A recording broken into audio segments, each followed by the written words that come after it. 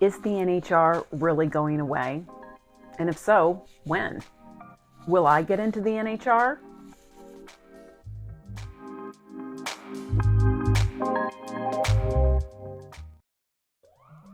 Hi, it's Gwen again, and thanks so much for joining me in my third video of my Moving to Portugal Solo Over 50.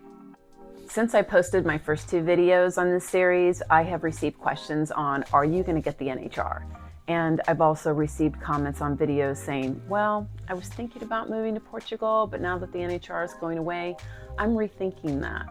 So I thought it appropriate to follow up in this video to discuss a little bit about the NHR, what's really going on with it, and where it affects me personally and where I stand on moving to Portugal.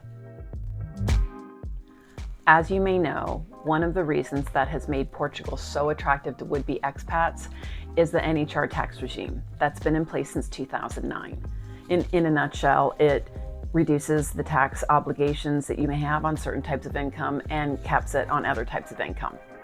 And if you're one of the people looking to move to Portugal or are already in the process of moving to Portugal, you're probably very aware that as of October 2nd, the Prime Minister of Portugal announced that he's getting rid of the NHR tax regime starting next year. And of course, as you can imagine, it has been crazy ever since then. There's been a flurry of activity, people trying to get their visa applications in and get to hopefully capitalize on the NHR tax regime before it goes away.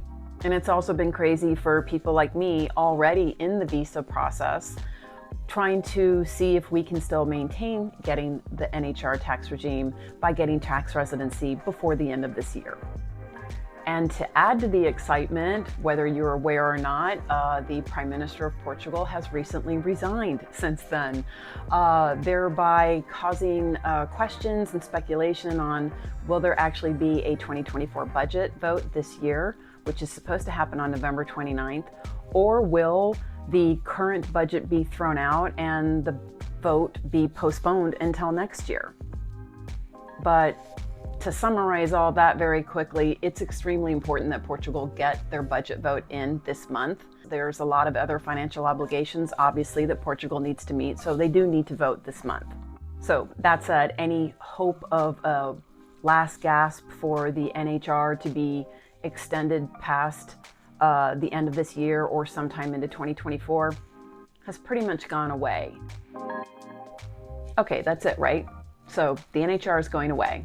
And if you have a chance of getting your tax residency this year, you should be able to apply for the NHR before it goes away. Simple, right? Not even. This adds a whole other layer of issues for people in my situation. For people like me who've already been visa approved, but are trying to still get permanent appointments so we can apply for the NHR. See, technically, you're not supposed to be able to apply for the NHR until you have your permanent appointment. Well, with transfer and immigration services, long story short, the Portuguese government has over 300,000, close to 350,000 applicants that they are backlogged on. People like me trying to get permanent appointments, permit renewals, and family reunification cases, etc. So they're extremely overwhelmed. So getting a permanent appointment anytime soon is not likely. I have to say this is where I'm really thankful I had a consultation with a Portuguese tax professional months before my visa appointment that was able to get me in the system as a client, because right now, if you're trying to get any tax consultation, good luck. All of the tax professionals and immigration services are also overwhelmed with an influx of new clients just trying to get into the visa process before the NHR is over with. So, like I said in my last video, one of the things to do when moving to Portugal is to get a tax consultation immediately. And was I wrong? Because if I wasn't already a new client in the system with the tax professional, there's no way I would have gotten an appointment anytime soon to discuss what my options are if the NHR does go away. Now, here's a side note. Would I still move if I don't get the NHR? I definitely would. In fact, as soon as Costa made the announcement on October 2nd, I already knew, well, if I don't get it, I don't get it. And I'm still gonna move. Why? Because as I said in my first video, there are so many reasons why I chose to move to Portugal. Portugal is just more than a tax regime. Portugal is a new way of life, culture, opportunity, lifestyle. It has so much to offer, and I'm really looking forward to moving on, whether I get the NHR or not. But am I still working with my tax professional to try and get the NHR? You betcha. I had my original consultation based on assuming that I would get it. So I'm in the process of trying to see what I can do to get my tax residency this year and see if I can at least capture part of the NHR before it goes away. And of course, there are many others like me trying to do the same.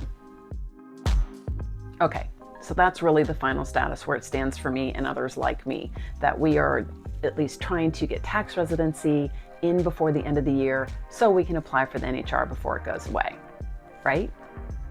Well, that was the latest until 2 days ago. This whole NHR change has just been like a soap opera as the NHR world turns, and every day comes a new development. Now I hear that there is a mitigation regime proposal in place for the Portuguese government to vote on at the end of this month. And what that means is that it could affect two different groups of people. Now, don't quote me on this. You're going to have to consult your own immigration service and tax professional for the particulars. But as I understand it, if you had in place by October 10th a promissory note or agreement to buy a home or property, had a 12-month rental contract in place, with it also being filed by the tax office by October 10th, or had a child enrolled in an education system in Portugal, then you would be able to apply for tax residency in 2024 and also then apply for the NHR by the end of 2024. The same would also be possible for another group of people that if by the end of this year, December 31st, if they had an employment contract for work in Portugal or had their visa approved or a permit appointment established, or had at least initiated the visa process with a credible agency. Now, this is very loose language because that, as I understand it, can really depend on what country you're applying from. They would also be able to get tax residency next year and apply for the NHR by the end of 2024. So again, please don't quote me on any of this. This is just the latest development, as I said, as the NHR world turns on what's going on. So what does this really mean in terms of the NHR going away? What does it mean for people like me already in the visa process? And what does it mean for anyone else who really wants to try and get their visa application in before the end of this year to try and capture the NHR before it goes away? If you are like me with the visa already approved and in the process of trying to get a permit appointment, or maybe if you've already applied for your visa and you're just waiting on approval, the thought is from a lot of people is don't stop moving. Go ahead and apply for tax residency this year and then apply for the NHR. Do not wait for the vote because it may not work out. Now, if you haven't applied for a visa and you're trying to get into the system to capture the NHR before it goes away, well, you definitely, first and foremost, need to get an immigration service and tax professional to help you with your options because you're going to need some assistance in applying and trying to get through. Like I said, systems are overwhelmed. That includes like the VFS in the United States, the Portuguese government. So getting assistance is going to be key. But then again, like I said, even the immigration and tax professionals are overwhelmed. So you may not be able to get a new appointment. They are booked already. I'm going to try and give you some links below to some services that may get you started in the right direction. I am not endorsing any of these. I've heard of them, and maybe you can reach out to them and get an appointment and they can help you. And if you're nowhere near ready to apply for a visa to move to Portugal, say you're going to wait towards the end of 2024 or beyond, well, don't give up hope that there won't be an NHR for you.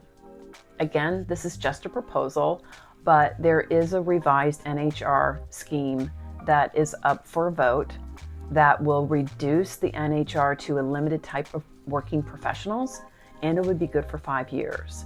So maybe you're one of these types of working professionals and it will apply to you. And last but not least, pay attention to what's going to happen with the vote at the end of this month and what the decisions are and what's going to truly happen with the NHR. That's really going to be the deciding factor on everything. Right now, everything's speculations. There's proposals. Everybody's wondering what's going to happen. Like I said in my last video, you really need to be a flexible and nimble person for moving to Portugal. Well, this all proves it. Well, I really hope this information on the NHR, the background, what's going on now, and also staying tuned on what's going to happen was helpful for you. This is going to be my last video for the month of November. I have obviously some things to take care of myself for my own move to Portugal, but I'm also taking time out for the Thanksgiving holiday. But I'll be back next month. So go ahead and stay tuned, get notified for when the next videos are coming out. Don't forget to subscribe and like this video. And I look forward to speaking with you in December and hopefully have a really good update on my NHR status. Keep your fingers crossed. All right, until then, take care. Happy holidays. Bye.